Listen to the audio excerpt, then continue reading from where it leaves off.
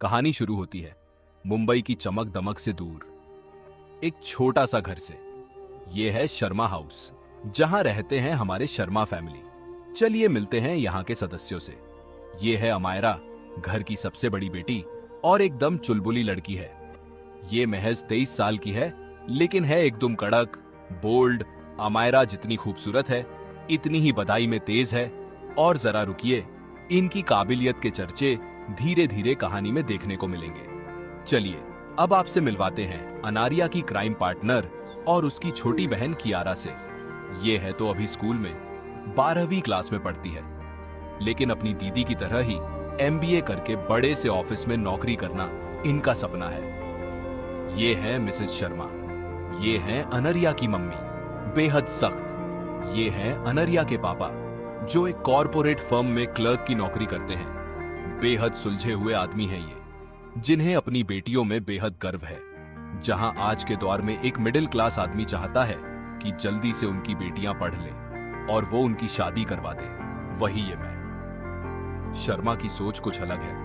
उनका मानना है आज लड़का हो या लड़की, सब बराबर हैं। उनकी बेटियां जब तक पढ़ी नौकरी करना चाहे वो कर सकती है, फिर चाहे दुनिया वाले कुछ भी कहें। और उनकी इस बात से विपरीत है हमारी अनारिया की दादी, जो कहती है लड़की पराया धन होती है, जितनी जल्दी हो सके हाथ पीले कर दो। आहा, तो देखा ना, कितनी सिंपल है। प्यारी फैमिली है शर्मा फैमिली। चलिए अब एक और फैमिली से मिलाते हैं आपको। ये भी मुंबई में रहते हैं, लेकिन शर्मा फैमिली से बिल्कुल अलग है ये फैमिली। जानते हैं क्यों? क्योंकि ये है देश के सबसे अमीर खानदान रायजादा फैमिली। शान शौकत तो इनके खून में है। तो आइए मिलाते हैं यहाँ के सदस्यों से मैं आपको। ये हैं अजीत रायजादा, यहाँ के मुखिया और सबसे पुराने सदस्य। इनकी उम्र होगी करीब 70 साल। देखने में एक रोबदार इंसान है।